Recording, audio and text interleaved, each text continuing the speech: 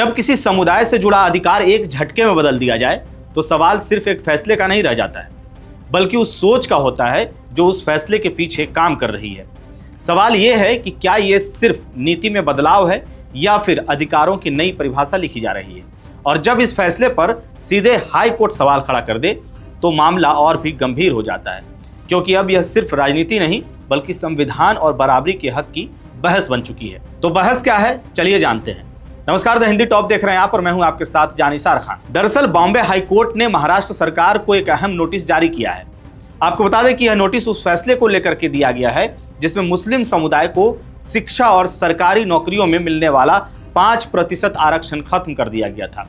Court की bench justice RI चागला और justice अद्वैत सेठना ने सरकार से साफ तौर पर कहा कि वह इस फैसले के पीछे का कारण बताए और 3 हफ्तों के अंदर अपना जवाब हल्फनामे के रूप में दाखिल करे।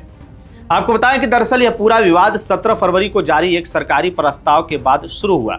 इस प्रस्ताव के जरिए विशेष पिछड़ा वर्ग A के तहत आने वाले सामाजिक और शैक्षिक रूप से पिछड़े मुस्लिम समुदाय को मिलने वाला 5% आरक्षण प्रभावी रूप से खत्म कर दिया गया। इतना ही नहीं, इस फैसले के बाद उनसे जुड़े जाति और नॉन क्रीमी लेयर सर्टिफिकेट जारी करने की प्रक्रिया भी रोक दी गई। अब अगर इस मुद्दे की पृष्ठभूमि को समझें आप, तो यह मामला नया नहीं है।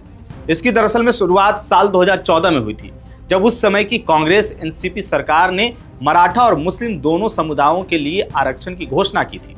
हालांकि बाद में यह मामला अदालत पहुंचा, जहां कुछ बदलावों के साथ मुस्लिम समुदाय को शिक्षा के क्षेत्र में 5% आरक्षण जारी रखने की अनुमति दी गई थी। लेकिन उसके बाद 17 फरवरी के नए फैसले ने उन सभी पुराने आदेशों और सर्कुलर को खत्म कर दिया, जिससे यह मुद्दा एक बार फिर से अदालत में पहुंच गया। आपको बता दें कि इस फैसले को चुनौती देते हुए अधिवक्ता सैयद एजाज अब्बास नकवी ने याचिका दाखिल की है।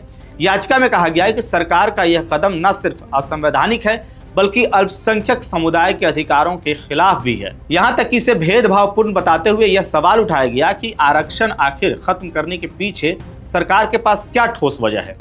याचिकाकर्ता का यह भी कहना है कि जब सरकार ने सर्टिफिकेट जारी करना बंद कर दिया तो उसने उन अवसरों को भी छीन लिया जो पहले से कानून और अदालत के जरिए सुरक्षित किए गए थे। यानी यह सिर्फ एक नीति में बदलाव नहीं बल्कि सीधे तौर पर अधिकारों पर असर डालने वाला फैसला है। वहीं अब इस पूरे मामले में बॉम्बे हाई कोर्ट ने साफ कर दिया है कि सरकार को अपने फैसले का ठोस आधार बताना होगा। तो फिलहाल आपको बता दें कि अदालत ने सरकार के पाले में गेंद डाल दी है और अगली सुनवाई अब 4 मई को तय की गई है। ऐसे में कुल मिलाकर के यह मामला सिर्फ आरक्षण का नहीं है बल्कि यह उस बड़े सवाल का हिस्सा है कि क्या देश में सभी समुदायों को बराबर अवसर मिल रहे हैं या नहीं। क्योंकि जब अधिकारों में बदलाव होता है तो उसका असर सीधे लोगों की जिंदगी पर पड़ता है। ऐसे में इस खबर को लेकर के आपकी क्या राय है? आपको क्या लगता है, क्या ऐसे फैसलों के पीछे पर्याप्त तर्क होना जरूरी है या फिर सरकार को नीति बदलने का पूरा अधिकार होना चाहिए? और क्या एक झटके में किसी समुदाय को मिला हुआ आरक्षण सरकार को खत्म कर देना चाहिए? अपनी राय कमेंट बॉक्स में हमें जरूर बताइएगा। मेरा नाम है जानिसार खान, आप देख रहे हैं द हिंदी टॉप। वीडियो अच्छी लगे तो चैनल को सब्सक्राइब कीजिएगा और हमें इंस्टा, फेसबुक और X पर भी फॉलो कीजिएगा।